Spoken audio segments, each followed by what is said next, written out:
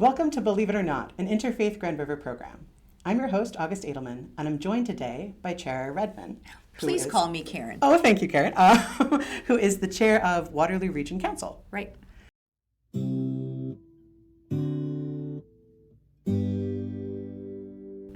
Well, thank you so much for being on the show today. Really happy to be here. So I want to start off by asking a bit about you. Obviously, that you're the chair of Regional Council. Maybe you could tell us a bit about what that means and also a bit about who you are outside of that job. So I don't want to brag, but I have the best job in the world. I've been in public life, and it's a privilege to serve in any capacity for a while now, and had a few different jobs. And in 2008, when I was defeated, I went on to be executive director of Habitat for Humanity for 7 years. And really had a big talk with myself if I thought public life and that kind of face of public service was behind me. And I thought the one position that I thought was really, really important to my family, to my community, and to the people that I lived with, and the quality of life in the region, was the chair of the region of Waterloo. Ken Sealing was a very close friend, so I went and talked to him, and I ran in 2014 to be a regional councillor, and then in 2018 I ran for chair and was successful again in 2022. So it's a great job. We're one of the fastest growing areas in Canada. We are 650,000 people, and we will grow to over 1 million in the next 20 or 30 years. So with that comes great challenges and great opportunities. So I love what I do. That's amazing. That's amazing. So outside of your job, what do you like to do? Well, I like to read. We're very blessed that we have a cottage at Sabo Beach, so it's very close, so we spend time there. But the highlight of my life really is being a mom and a grandma. So we have 4 grown children, and we have 5 grandchildren, and it's just, I'm very blessed. Oh, that's so lovely. That's lovely. So tell me a bit about your backstory, about your faith tradition. Did you grow up in your faith tradition? Great question. My husband and I both went to St. Andrew's Presbyterian Church growing up. I don't remember him in Sunday school. He tells me that he attended, but my mother took us faithfully. And it's part of my backstory, actually, is my maiden name is Longo. My father's Italian Catholic. My mother's Scotch Presbyterian. So it was an interesting household because we talked a lot about religion. And I think for a lot of faith traditions, you go, it's 2 forms of the same sort of Christian belief. But there were lots of gaps and lots of differences, and we lived next door to my Italian grandparents who were very Catholic. So I grew up thinking a lot about religion and really leaning into my faith. For me, it's always been hugely personal and defining. Now, my Nana, who came from Britain, always acted like God was a friend of the family. So it always felt very personal and very part of my everyday life when I thought about why I was here, and I grew up in the country, so I saw a lot of things that nature's always gobsmacking if you get time to study it. Yeah, absolutely. We had someone else on our show talking about, being out in the forests and that sense of the divine presence out in nature. It's almost a religious experience, isn't it? Absolutely, absolutely. Well, that's really interesting. So you still identify as a Presbyterian then? I do. I am an elder at St. Andrew's Presbyterian Church. Our kids were all raised in the church, and I'm happy to say that my grandkids are all going to churches, not necessarily St. Andrew's. Sometimes they go where their dads grew up in that faith tradition, but again, it's Christian. Yeah. So we're kind of predictable, I guess. That's pretty cool, though, multi-generational. Yeah. Yeah, very neat. So I'll admit I don't really know a whole lot about Presbyterianism or what differentiates it from other types of Christianity. But are there core main ideas to your tradition that sort of you keep close to your heart that kind of drive you? Well, I think that we very much believe that God is there to guide us. God is everywhere. And I know from my friends in the Jewish tradition as well, it's not about the synagogue or the church. You have to take God with you, 7 days a week or the other 6 days. And that's always felt very real to me. Several years ago, I was sitting in a church pew, and our minister was talking about the cloud of witnesses and how we as Presbyterians particularly believe in the cloud of witnesses. And it's sort of explained as people who have come before, not necessarily your grandma and your grandpa, your great-grandpa, but people who have either touched your life or their lives, and they act as sort of spiritual guides. And it really resonated with me, and I spoke to the minister after, and I said, I have always believed this. I just didn't know the Presbyterian Church preached it. Yeah. And for me, when you have an aha moment, the first time I walked into Parliament, I thought, I'm going to come back here. I didn't know I was going to be a member of Parliament, but I got this sense that I couldn't explain any other way. And I didn't have aspirations to be an MP at the time. It was happy circumstance and an opportunity, and a door was open and I walked through it. I felt the same way when I went into Regional Council headquarters the first time. I thought that this building's going to be significant to me. And sometimes you're noodling over something troubling and you wake up and you have the solution. I don't think I'm that smart. I think that's my cloud of witnesses guiding me. Oh, that's lovely. Yeah, some places just resonate with you, Yeah. whether it's through that kind of ancestral connection or just that knowledge that this is going to be important. And I don't necessarily believe in reincarnation. That was always a very appealing notion to my mother, who was raised Presbyterian, but she loved that thought. But I have to tell you, I have a couple of grandkids, one in particular, that I'm sure he's been here before. He's just Really? too wise to be a little guy who's not 10 yet. Wow, that's pretty cool. So how has your faith impacted your life? Or conversely, how do you feel like you're impacting your faith, maybe, or even within your little, your little corner at St. Andrews? Well, I love the two sides of that question. My faith for me has always guided me, and irrespective of what level of government, and I've been at a few of them that I've served, the question never is, are we going to win? It's what is the right answer? And for me, it's deeply personal, and I'm always looking for where's the truth and where's the right path forward. And that way, at the end of the day, somebody's going to think you made the wrong decision, and I'm going to be able to go, this is my rationale, and this is why, this is the decision and the things I considered. And that has served me really, really well. How do I shape my religion?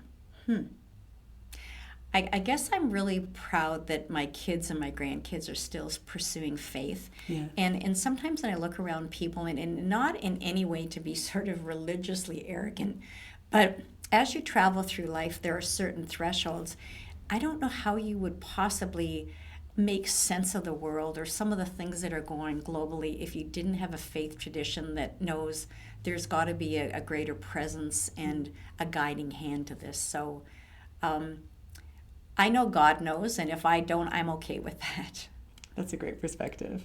And I mean, having that generational connection between your kids and your grandkids, that's pretty extraordinary. I mean, that's something that I know in my tradition, we're always talking about how do we get the young people to come back? They get their bar and bat mitzvah and then off they go, and hopefully you see them again when they have kids of their own. Yeah. So it's pretty extraordinary to have that through line there. And there's been an interesting intersection between politics and being somebody of faith. And very often I think we use shorthand. And I remember one time I was championing same-sex marriage, and it was very controversial at the time. Yeah. And I had a lovely Catholic couple come in, and at that time I had about 500 emails and phone calls, and this is before social media, so that was actually a high point. Yeah. And they were lovely, and they said to me, Mrs. Redman, you seem like a nice person. We're so sorry you're going to hell. And they meant it, and you could see there was real regret in how they were telling me that. And I said, I appreciate your consideration, but I don't think this is going to make me go to hell. I may go to hell for other reasons, but not this topic. So sometimes reconciling very strongly held cultural or faith traditions or opinions, whether it's right to life, whether it's the ability to use medically assistance in dying. Those push the envelope for some people, and for some people, that is the only decision upon which they either judge people or judge a political stand. And it's probably a comfort for them, but I find life more nuanced. And to me, it was always about, again, doing the right thing. And is this a human rights issue or is this a religious issue? And by having same-sex marriage made my husband and I no less devoted to each other or less married.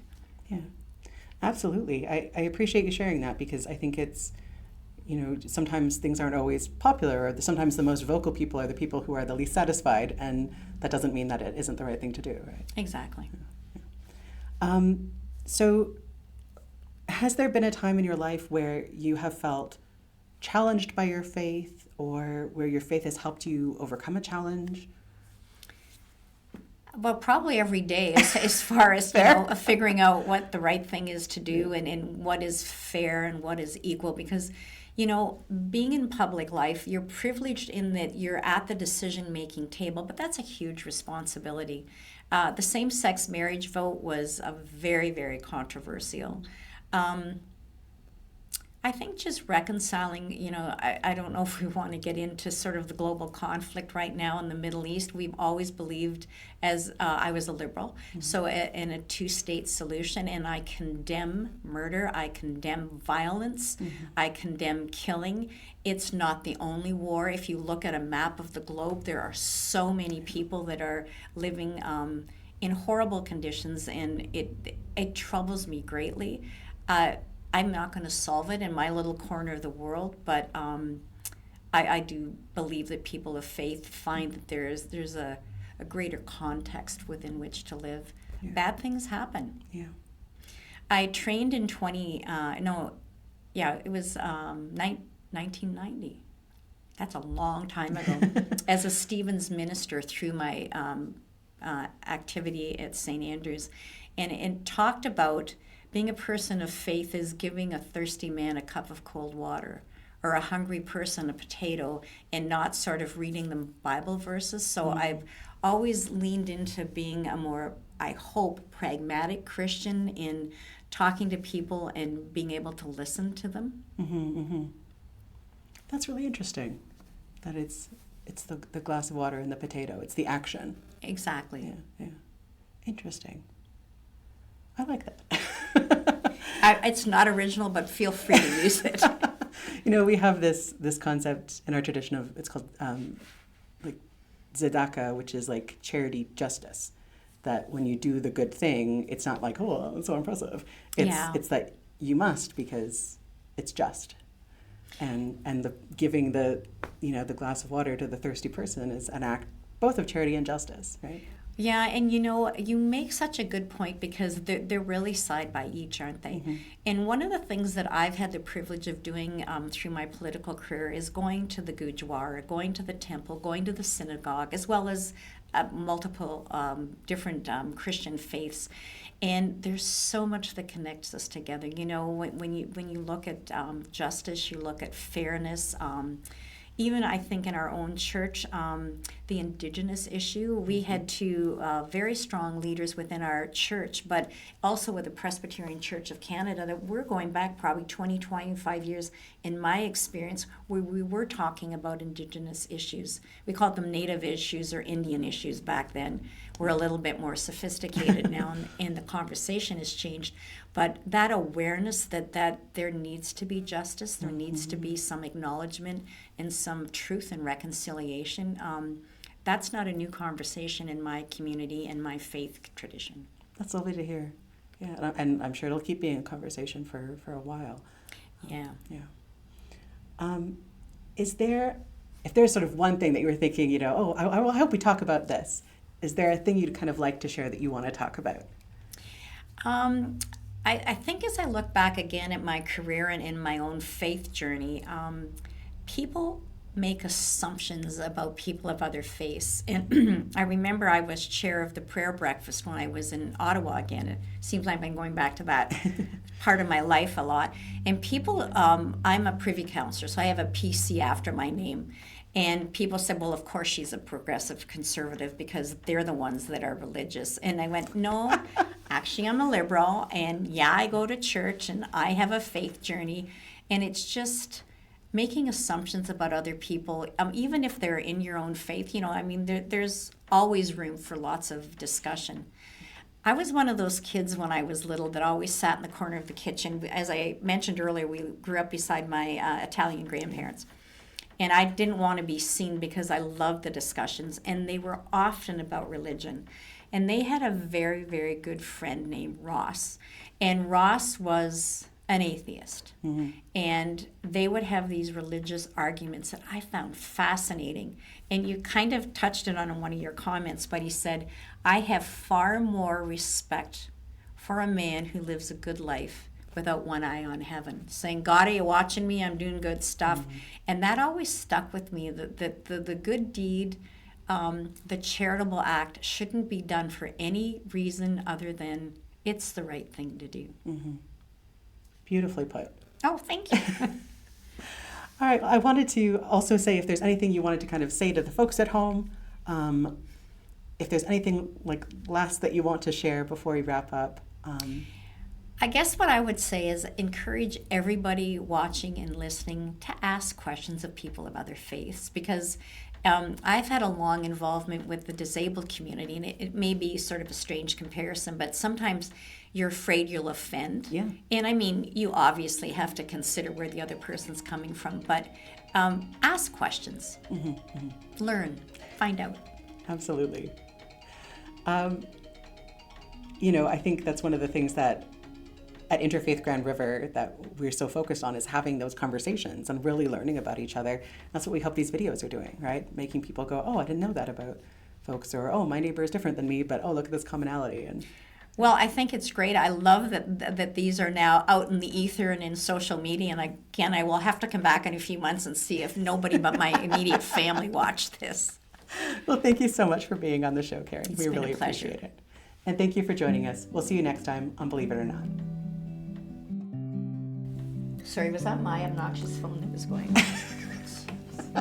I thought we ignored it well, though. We did. I don't.